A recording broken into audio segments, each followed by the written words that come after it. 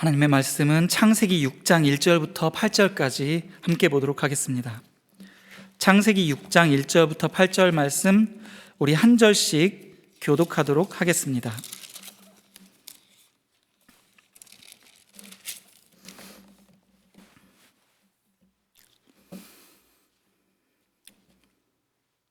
창세기 6장 1절부터 8절입니다.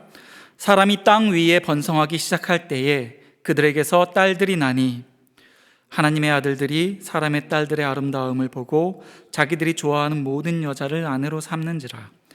여호와께서 이르시되 나의 영이 영원히 사람과 함께하지 아니하리니 이는 그들이 육신이 됨이라. 그러나 그들의 날은 120년이 되리라 하시니라. 당시의 땅에는 네피림이 있었고 그 후에도 하나님의 아들들이 사람의 딸들에게로 들어와 자식을 낳았으니 그들은 용사라 고대의 명성이 있는 사람들이었더라. 여호와께서 사람의 죄악이 세상에 가득함과 그의 마음으로 생각하는 모든 계획이 항상 악할 뿐임을 보시고 땅 위에 사람 지으셨음을 한탄하사 마음에 근심하시고 이르시되 내가 창조한 사람을 내가 지면에서 쓸어버리되 사람으로부터 가축과 기는 것과 공중의 새까지 그러하리니 이는 내가 그것들을 지었음을 한탄함이니라 하시니라. 그러나 노아는 여호와께 은혜를 입었더라. 아멘. 할렐루야.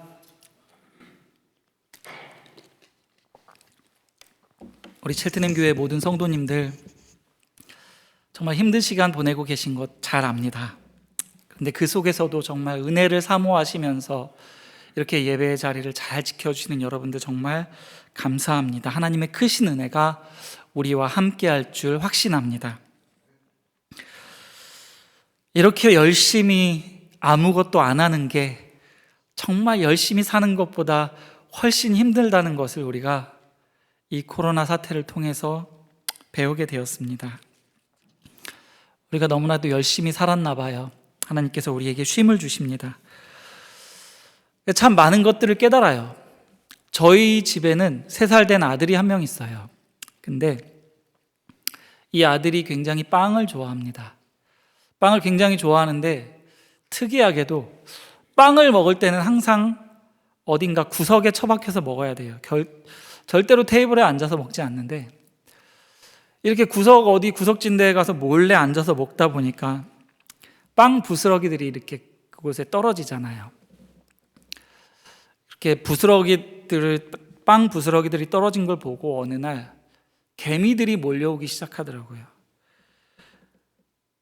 처음에는 한두 마리 보이나 하더니 이제는 정말 개미들이 저희 거실을 이렇게 가로질러서 줄을 세워도 남을 정도로 많은 개미들이 이제 그 빵을 보고 달려들어서 빵을 가지고 자기 집으로 가려고 이제 저희 집에 들어왔습니다. 저희 집 식구가 어마어마하게 늘어났어요. 이 개미들이 저희 집 사방에 쫙 깔려버렸어요. 물론 지금은 거의 다 사라졌지만 불과 한 달 전까지만 해도 이 하루 중에 가장 큰 일과 중에 하나가 개미 잡는 거였어요. 이 개미들을 보고 있으면 참 열심히 살아가요. 개미에게서 지혜를 배우잖아요, 우리가. 정말 열심히 그 먹을 것을 가지고 실어 나릅니다. 자기 덩치보다 훨씬 큰 빵 부스러기를 들고 열심히 자기 집을 향해서 가는 모습을 저는 봅니다. 그리고 그걸 볼 때마다 저는 손가락으로 그냥 꾹 누르죠. 그러면 그냥 그 개미는 죽음을 맞이합니다. 자기는 그냥 열심히 자기 할 일 했을 뿐인데 어느 날 갑자기 그 개미는 영문도 모른 채 죽게 됩니다. 저는 그 개미를 보면서 참 이게 내 모습이구나. 그 하나님 앞에 살아가는 우리의 모습이 이렇겠구나라는 생각을 많이 했어요. 그토록 열심히 먹이를 찾아 헤매고 열심히 가지려고 하고 생존을 위해 그토록 열심히 몸부림치면서 살아가는 우리의 모습이 어쩌면 저 개미의 모습과도 같겠구나 라는 생각을 했죠. 그러면서 이제 제가 개미약을 사서 뿌렸잖아요. 개미약을 이제 그 녀석들이 자주 출몰하는 곳에 잔뜩 뿌려놨어요. 길목에도 뿌려놓고 보니까 이제 그 개미 녀석들이 굉장히 괴로워합니다. 그 약을 뿌린 그 근처에만 가도 개미들이 다 죽는다고 그래요. 마치 그 모습이 오늘날 우리의 모습 같았어요. 그 코로나 바이러스로 인해서 이토록 괴로워하는, 이토록 힘들어하는 우리의 모습, 그게 아닌가. 너희들 왜 그렇게 생존을 위해 열심히 먹을 것을 쌓아놓으려고 하느냐? 왜 그토록 열심히 살아가느냐? 무엇 때문에? 하나님이 우리에게 잠시 쉼을 주시고 너희들의 원래 자리와 하나님께서 너희를 창조하신 그 창조의 목적과 이유에 대해서 다시 한번 생각하고 너희들을 바라보고 또 하나님을 바라보라고 하나님께서 우리에게 허락하신 시간인 것 같습니다. 물론 우리는 그 시간이 은혜의 시간이라기보다는 그냥 빨리 지나갔으면 하는 그런 시간이지만 사실은 그 안에도 엄청난 하나님의 은혜와 사랑이 담겨져 있을 것입니다. 우리가 깨닫지 못하지만. 노아의 시대도 이와 같았겠죠. 사람들은 그저 열심히 살았을 뿐인데 창세기 1장 28절 말씀처럼 그들은 그냥 열심히 생육하고 번성하며 땅에 충만했을 뿐이에요.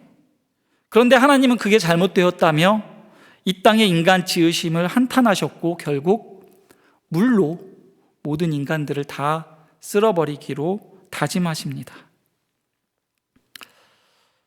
근데 우리가 이제 이 말씀을 보면서, 하나님의 말씀을 보면서 단순히 역시 우리가 하나님 앞에 죄를 지으면 하나님은 그것을 벌하시는구나, 하나님 앞에 죄를 짓지 말고 착하게 살아야지, 그냥 이렇게만 생각하면, 물론 그게 나쁘다는 게 아니라 이제 그런 교훈들은 사실 성경을 읽으면 누구나 다 알아낼 수 있는 교훈들이잖아요.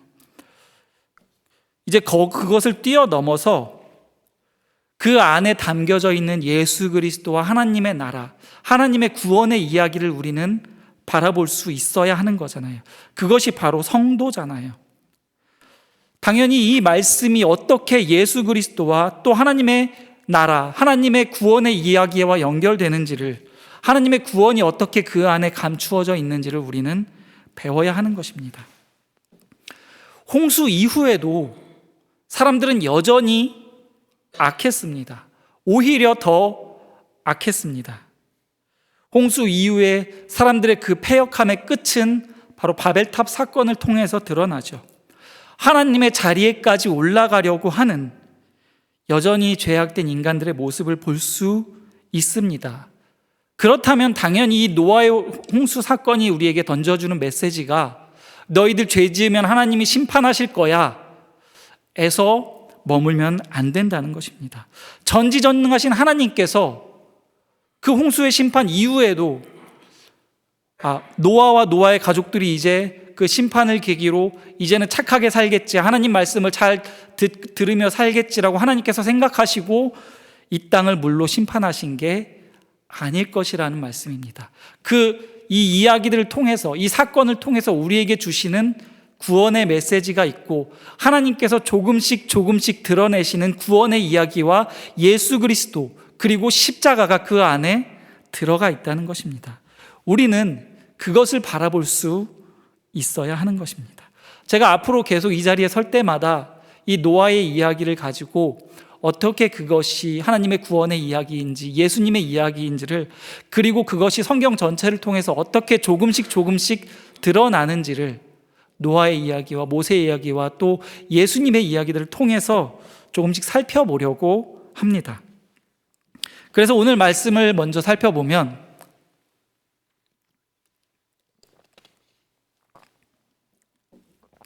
자, 1절, 2절 말씀을 보겠습니다. 사람이 땅 위에 번성하기 시작할 때 그들에게서 딸들이 나니 하나님의 아들들이 사람의 딸들의 아름다움을 보고 자기들이 좋아하는 모든 여자를 아내로 삼는지라.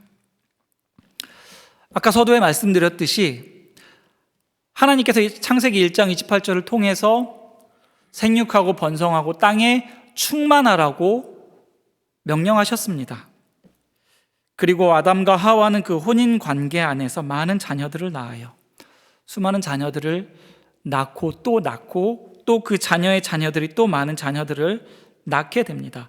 이 혼인 관계와 또 남자와 여자의 그 결혼은 그 아담이 모형하고 있는 예수와 그 여자가 모형하고 있는 교회의 연합을 통해서만 참된 생육과 번성이 이루어진다는 것을, 그렇게 하나님은 우리에게 복을 주신다는 것을 우리는 이미 알고 있을 것입니다. 그런데 문제는 그렇게 인간들이, 하나님의 아들들이 사람의 딸들의 아름다움을 보고 자기들이 좋아하는 모든 여자를 아내로 삼았다는 것입니다. 이제 여기서 우리는 성경 최대의 난제이자 해석학적인 문제가 발생합니다. 도대체 하나님의 아들들은 누구이며 사람의 딸들은 누구냐 하는 문제가 발생합니다. 이제 학자들 사이에서도 많은 견해가 있고, 제가 다 찾아보니까 한 총 5가지, 6가지 정도의 견해가 있던데, 좀 말도 안 되는 견해들은 제가 다 그냥 생략하고, 그 중에서 좀 설득력이 있다고 하는 주장들을 이렇게 추리자면, 첫 번째로 하나님의 아들들은 천사를 이야기하는 것이다 라는 주장이 있습니다. 그런 어떤 천상의 존재들이 이 땅에 내려와서 인간들을, 여자의 아름다움을 보고 그들을 마구잡이로 취하여 아내로 삼아서 자식들을 낳았다는 것입니다. 근데 사실 이 주장도 저는 되게 허무맹랑한 주장이라고 생각하는데, 굉장히 많은 학자들이 여기에 동의를 하기에 제가 설명을 드리는 것입니다. 천사들은 영적인 존재입니다, 여러분. 그들은 영적인 존재이기 때문에 인간이 그런 영적인 존재와 결합을 통해서 자녀를 낳을 수는 절대로 없습니다. 따라서 이 구절은 너무 말이 안 되는 이야기이기도 합니다. 예수님도 마태복음 22장 30절에서 그렇게 말씀하셨어요. 보면 부활 때에는 장가도 아니 가고 시집도 아니 가고 하늘에 있는 천사들과 같으리라. 천사들에게는 그런 시집이나 장가 같은 개념이 없죠. 따라서 이 주장은 완전히 틀린 해석이라고 저는 생각합니다. 그리고 두 번째로는 이 하나님의 아들들은 누구냐? 바로 아담의 세 번째 아들인 셋의 후손들이라는 것입니다. 그리고 사람의 딸들은 가인의 후손이라는, 가인의 후손들이 낳은 여자라는 주장입니다. 이 주장이 어떻게 되느냐면, 경건한 하나님의 백성들, 즉 셋의 후손들, 그 셋의 후손들이 누구냐면 예수 그리스도의 족보를 쓰게 될 셋의 후손들이 타락을 하고 살인을 저지른 가인의 후손들, 그 여자들을 취했고 하나님은 그것을 기뻐하지 않으셨다는 주장입니다. 저는 이 주장에 어느 정도 동의합니다. 물론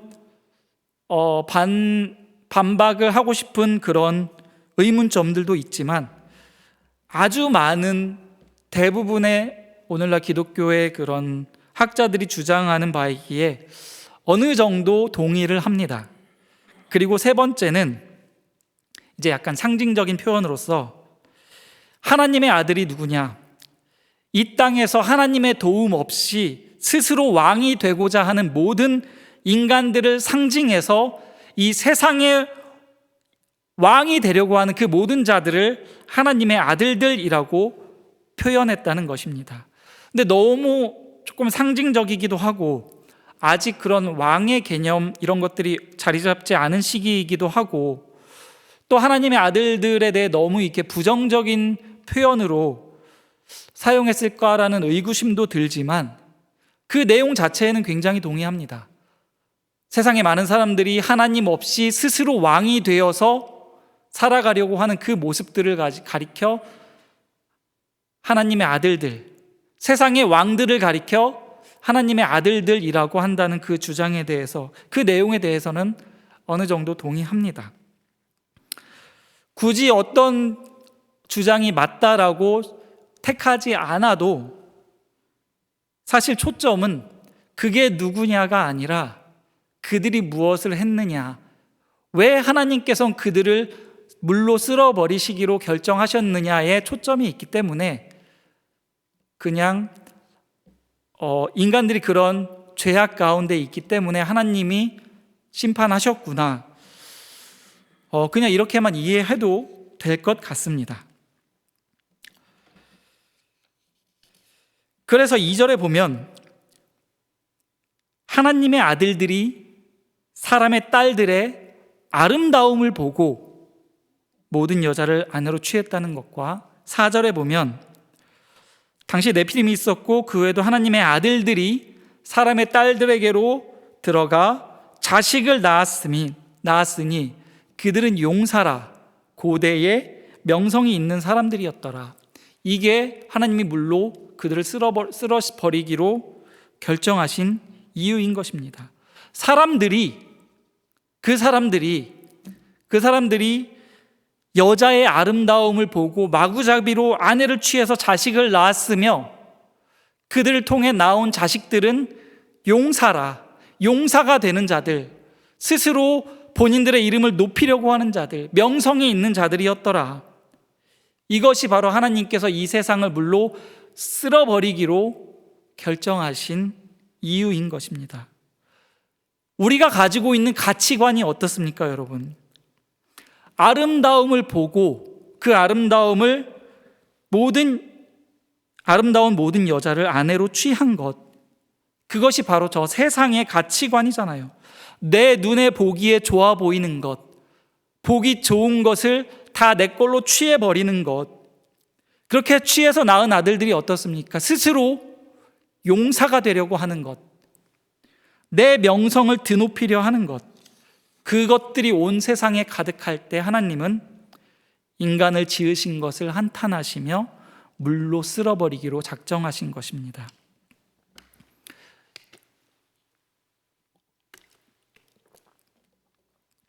우리 인간은 원래 하나님만 의지하며 하나님 품 안에서 저 세상의 가치와 저 세상이 힘으로 추구하는 그 모든 것들을 내려놓고 오직 우리 하나님의 힘을 의지하여 살아가야 되는데, 그래서 우리는 오직 하나님 안에서만 참된 위로와 안식을 얻을 수 있는데, 더 이상 그 마음에 하나님 두기를 싫어하는 인간들은 이제 하나님만 의지하려고 하지 않습니다. 그것은 곧 하나님을 하나님으로 온전히 인정하지 않는 것이에요. 하와가 왜 선악과를 따 먹었습니까? 먹음직스럽고 보암직스럽고 지혜롭게 할 만큼 탐스러워 보였기 때문이에요. 내가 그걸 취하면, 내 눈에 좋아 보이는 걸 취하면 내가 하나님처럼 지혜롭게 될 수 있을까 봐 더 이상 하나님을 의지 안 해도 되니까, 더 이상 하나님을 의지하면서 하나님만 의지하면서 살아도 되지 않으니까요. 여러분, 우리가 오늘날 왜 그토록 열심히 개미처럼 그 많은 것들을 쌓아 놓으려고 합니까? 불안하니까요. 하나님만 의지하기에는 내 인생이 너무 불안해요. 차라리 저 마트에 있는 저 휴지를 잔뜩 쌓아놓고 이걸 의지하지, 물을 우리 집에 잔뜩 쌓아놓고 그걸 의지하고 냉장고에 음식을 들어갈 수 있는 만큼 가득 채워놓고 내가 그걸 의지하지, 하나님만 의지하지 않아요. 말씀이신 그분만을 의지하지 않고 하나님의 말씀만 따라 그 말씀에 순종하며 온전히 신뢰하며 살아가려고 하지 않아요. 여전히 우리가 가지고 있는 가치관은 어떻습니까? 사람을 외모로 판단하고 행위로 판단하고, 오죽하면 예쁘면 다 용서된다는 말이 나와요. 오죽하면 남들보다 더 많이 가지려고 하고 더 많이 소유하려고 하고, 왜요? 용사가 되기 위해, 스스로 내 삶을 내 스스로 살아가기 위해, 내 명성을 드높이기 위해서요. 여러분, 그런 마음이 우리 안에 가득한데 단지 그것들이 밖으로 표출되는 사건이 우리에게 없었을 뿐이에요. 그런데 이번 코로나로 인해 어떻습니까? 조금씩 그런 모습들이 드러나잖아요. 하나님은 온전히 하나님만 의지하지 못하고 하나님 품에서 그분의 힘을 의지해서 살아가지 못하는 스스로가 내 삶의 주체가 내가 되어서 내 인생을 내가 책임지려고 하는 그런 마음과 수단 방법을 가리지 않고 남의 것을 내 것으로 만들려고 하는 그토록 열심히 수고하며 애쓰며 살아가는 그 악독한 세상의 원리를 외모와 행위로 사람을 판단하는 그 인간의 악함을 심판하신 것입니다. 한번 나를 돌아보시고 이 나라를 돌아보시고 지금 이 세상을 한번 돌아보세요. 딱 그 모양이잖아요.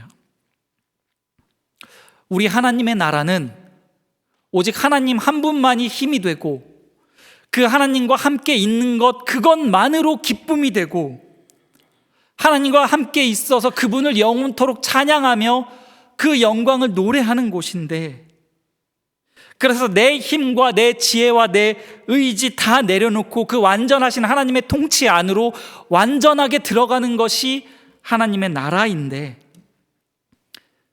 우리는 이 땅에서 그걸 배우며 가야 되는 것입니다. 저 세상의 강력한 너무나도 매혹적인 매력적인 세상의 유혹 앞에서, 그 힘의 원리 앞에서 우리는 그냥 바보가 되면 되는 거예요. 그 세상의 조롱과 세상의 핍박과 비난 속에서 그냥 그것을 다 받으면서 방주 안에 있으면 되는 것입니다. 우리 하나님은 반드시 은혜 베풀 자에게 은혜를 베푸시고 긍휼을 베풀 자에게 긍휼을 베푸셔서 그들을 건져내시는 거예요. 세상이 아무리 험하고 세상이 아무리 악하고 타락했다 할지라도 반드시 바알에게 무릎 꿇지 않은 7,000명을 준비해 놓으시고 그들을 건져내시는 것입니다. 그것이 바로 오늘 말씀 8절 말씀에 나와 있는 그러나 노아는 하나님의 은혜를 입었더라 인 것입니다. 우리 함께 읽어볼게요. 8절 말씀. 그러나 노아는 여호와께 은혜를 입었더라. 여호와께 은혜를 입은 노아의 모습이 어떻습니까, 여러분? 여호와께 은혜를 입은 노아는 방주를 지었습니다. 그는 산 꼭대기에서 120년 동안, 그 엄청난 시간 동안 방주를 지었어요. 여러분 한번 상상해 보세요. 그 120년 동안 배만 짓고 있는 노아를. 이제 제가 겨우 40년 살았는데 40년, 80년, 120년, 그 120년, 그 어마어마한 시간 동안 배를 짓고 있는 노아를 상상해 보세요. 내 가진 거 다 털어서 일꾼들 고용해 가면서 재료들 구해 가면서 주변 사람들이 얼마나 조롱했겠어요. 얼마나 비난했겠어요. 때로는 와가지고 얼마나 설득도 했겠어요. 때로는 그들의 무관심 속에서, 때로는 그 자신 안에 드는 내가 뭐 하는 짓인가 하는 그런 자괴감과 의심 속에서 진짜 비가 오긴 올까, 그러한 의심 속에서 노아는 그 모든 것들을 뒤로 하고 그 세상에 완전히 죽어지고 그 자리에서 끝까지 하나님의 말씀에만 온전히 순종한 것입니다. 노아가 특별히 괜찮은 사람이어서가 아니라 하나님께서 그에게 은혜를 베풀어 주셔서 하나님께서 그를 통해서 구원이 무엇인지를 우리에게 보여주시기 위해서 노아를 택하사 그에게 은혜를 베푸시고 그와 그 가족을 구원해 내신 것입니다. 노아는 그 방주를 짓는 동안 세상에서 없는 자가 된 거예요. 세상에 대하여 죽은 자가 된 것입니다. 세상의 가치를 따르지 아니하고 세상의 그 힘의 원리를 따르지 아니하고 내 명성을 위해서, 내 안전을 위해서 그토록 열심히 쌓아놓는 것이 아니라 내가 가진 거 다 털어서라도 하나님의 말씀에 순종하며 그 멸시와 그 조롱을 온몸으로 다 받아내면서 끝끝내 그 방주를 완성해 내고 그와 그 가족이 방주에 탑승하게 된 것입니다. 그런데 비가 안 와요. 방주에 들어갔는데 비가 안 와요.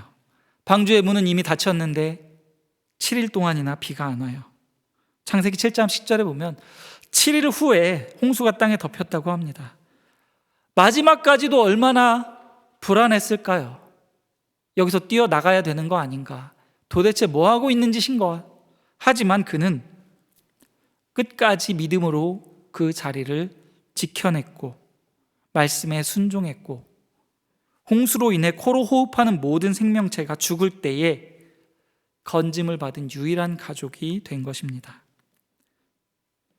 모두 다 죽어야 할 죄인들인데 어떤 자에게만 하나님께서 은혜를 베푸셔서 그로 하여금 그에게 믿음의 행위들이 나오도록 하나님께서 하신 후에 그를 의롭다고 여겨주시고, 노아는 의인이라 그러잖아요. 하나님이 그를 의롭다고 여겨주신 거예요. 그에게 믿음을 주시고, 그리고 그 구원을 선물하시는 하나님의 구원의 이야기, 은혜의 이야기가 바로 이 노아의 이야기인 것입니다. 그래서 베드로후서 2장 5절에 보면 이렇게 노아에 대해 이렇게 표현하고 있어요. 옛 세상을 용서하지 아니하시고 오직 의를 전파하는 노아와 그 7 식구를 보존하시고 경건하지 아니한 자들의 세상에 홍수를 내리셨으며. 성경은 지금 120년 동안 열심히 방주를 지은 노아를 보고 의를 전파한 노아라고 부릅니다. 노아가 어디에 가서 열심히 전도하거나 당신들 회개하십시오, 정신 차리십시오 떠들고 다니지 않았어요. 성경 어디에도 그런 말은 나오지 않아요. 노아는 그저 하나님의 말씀에 묵묵히 순종하며 끝까지 자기 자리를 지킨 것뿐인데 성경은 그런 노아를 의를 전파한 노아라고 부르고 있습니다. 세상 모든 사람들이 그 세상의 가치관에 취해서 아름다운 여자를 취해서 아내로 삼고 용사가 되려 하고 명성이 있는 자가 되려 하고 결혼해서 아이를 낳고 먹고 살고 있는데 그 속에서 노아는 오직 하나님만 신뢰하고 하나님만 바라보면서 하나님께서 명령하신 것들을 묵묵히 해낸 것뿐인데 성경은 그것을 가리켜 의를 전파한 행위라고 부르고 있는 것입니다. 내가 어떤 하나님 앞에 특별한 결과물을 가져오지 않아도 내가 하나님이 나에게 허락하신 그 삶의 자리에서 하나님을 온전히 신뢰하면서 지금 이 환경과 상황을 허락하신 그 하나님을 신뢰하면서 그 하나님을 붙들고 끝까지 그 자리를 믿음으로 지켜내는 것, 이 방주만이 앞으로 다가올 홍수에서 나를 나를 살려줄 수 있는 유일한 길이라는 것을 굳게 믿고 신뢰하는 것, 그것이 바로 의를 전파하는 행위가 되는 것입니다. 제가 계속 다음 시간에도 이 이야기를 나누겠지만 미리 말씀드리면 노아가 믿음으로 하나님을 신뢰한 게 아니라 하나님의 믿음이 노아를 신뢰한 거예요. 하나님의 믿음으로 노아로 하여금 그 자리를 지키도록 하나님이 이끌어내신 것입니다. 그리고 그 하나님은 우리로 하여금 지금 이 시간, 이 상황 속에서도 믿음으로 이 자리를 지켜나가도록, 믿음으로 예수 그리스도를 바라보고 오직 예수 그리스도만이 우리의 구원의 방주됨을 믿음으로 확신하며 이 자리를, 이 시간을 지켜내라고 우리에게 말씀하고 계신 것입니다. 여러분 얼마나 힘이 드십니까? 저도 죽겠어요 아주. 하나님은 도대체 왜 이 시간을 우리에게 허락하셨을까요? 방주 안에만 있으라고요. 그 방주만이 너희를 구원해 줄 수 있는 유일한 길이라고요. 그 방주는 바로 우리 예수님과 구원을 우리에게 가르쳐 주고 있는 것입니다. 그 구원의 방주이신 오직 예수 안에만 있으라고요. 그 예수님만 붙들고 의지하라고요. 저 세상 많은 사람들이 그토록 힘으로 가치로 여기고 있는 것들, 그것 따라가지 말고 그것들 열심히 쌓아 놓으려고 하지 말고 앞으로 반드시 다가오게 될 그 심판, 그 속에서 너희를 살릴 수 있는 유일한 길은 구원의 방주이신 예수 그리스도임을 확실하게 붙들고 지금 너희들의 자리를 믿음으로 지켜내라고요. 때로는 불안하고 때로는 걱정되고 남들이 다 쌓아놓는데 나도 뭔가 해야 되는 거 아닌가, 그런 불안함 다 떨쳐버리시고, 설마 오시겠어? 설마 지금 오시겠어? 여러분, 그런 의심 버리시고 주님 반드시 이 땅에 오십니다. 그 날을 믿음으로 준비하시기 바랍니다. 우리 마지막으로 마태복음 24장 37절에서 39절, 다 아는 말씀인데 우리 한번 읽고 말씀 마치도록 하겠습니다. 우리 함께 읽겠습니다. 노아의 때와 같이 인자의 임함도 그러하리라. 홍수 전에 노아가 방주에 들어가던 날까지 사람들이 먹고 마시고 장가들고 시집가고 있으면서 홍수가 나서 그들을 다 멸하기까지 깨닫지 못하였으니 인자의 임함도 이와 같으리라. 지금은 눈에 보이지 않지만, 지금은 우리 손에 잡히는 것 같지 않지만 그 날은 반드시 옵니다. 여러분, 믿음으로 오직 우리의 구원자이신 예수 그리스도만을 꼭 붙들고 그 십자가의 은혜 앞에 완전히 죽어지는 우리 모든 성도님들 되시기를 주님의 이름으로 축복합니다. 함께 기도하겠습니다.